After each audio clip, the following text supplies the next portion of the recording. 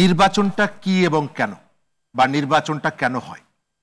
নির্বাচনটা আমি কখনোই মনে করি না শক্তি প্রয়োগ করে অথবা শক্তি দেখিয়ে অথবা আপনার প্রভাব খাটিয়ে একটা রাষ্ট্রীয় আয়োজনের ব্যবস্থা করা।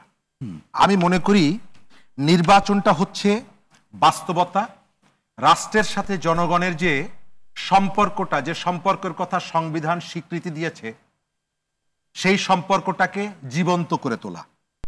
শেখ হাসিনার সাথে আমাদের আলোচনার মধ্যে শেখ হাসিনার 15 বছর অবশ্যই আসবে। শেখ হাসিনার সাথে এখানে যারা বসে আছি, যে দর্শকরা আমাদের কথাগুলো শুনছেন, তাদের কারো সঙ্গে ব্যক্তিগত সম্পত্তি নিয়ে কোনো দ্বন্দ্ব ছিল না। তার পুকুরের মাছ আমাকে দেয়নি, তার গাছের ফল আমাকে দেয়নি। রান্না করে খাবার পাঠানো, সেটাও নিয়ে আমাদের কোনো আপত্তি নেই। কারো কারো বাসায় পাঠিয়ে 15 বছর আমি রাষ্ট্রের মালিক হিসাবে আমার যে অধিকার, সেই অধিকার থেকে তিনি আমাকে বঞ্চিত করেছিলেন।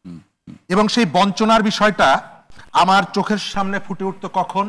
যখন আমার ভোটের আগের দিন রাতের বেলায় ভোট হয়ে যেত। 2018 সালের যে নির্বাচন, সেই নির্বাচনে আমি প্রার্থী ছিলাম। সকালবেলায় উঠে আমি যখন ভোট কেন্দ্রে যাই ভোট দেওয়ার জন্য, আমি জানতে পারি যে আগের রাতে ভোট হয়ে গেছে। এদেশে মৃত মানুষরা ভোট দিয়েছে, মৃত মানুষরা ভোট দিয়ে গেছে।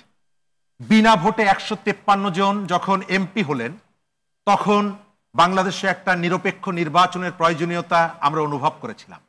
এবং সর্বশেষ তিনি যখন আমি এবং ডামির যে নির্বাচন, তখনও আমরা অনুভব করেছিলাম যে আমাদের এখানে রাষ্ট্র ব্যবস্থায় এমন একটা নির্বাচন হওয়া দরকার, যে নির্বাচনের মধ্য দিয়ে জনগণ তার যে কর্তৃত্ব, রাষ্ট্র পরিচালনায় নীতি গ্রহণে তার যে ভূমিকা, সেই ভূমিকার বাস্তবায়ন ঘটবে।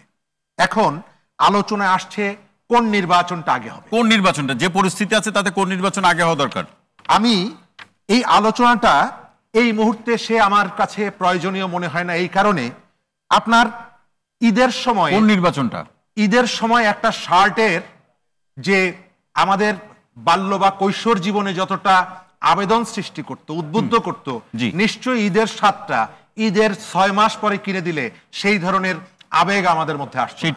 একটা গণ অভ্যুত্থানের পরে যখন সারা দেশের মানুষের প্রত্যাশা হচ্ছে যে একটা জাতীয় সংসদ নির্বাচন এবং কতগুলো প্রয়োজনীয় সংস্কার সাপেক্ষে এই নির্বাচনটা যাতে অর্থবহ হয়, সেই আলোচনার দিকে যখন আমরা যাচ্ছি, তখন হঠাৎ করে স্থানীয় সরকার নির্বাচনের চাওয়াটা আমার মনে হয় যে ওই যে মূল যে লক্ষ্য, সেই লক্ষ্যকে ডাইভার্ট করে দেওয়া।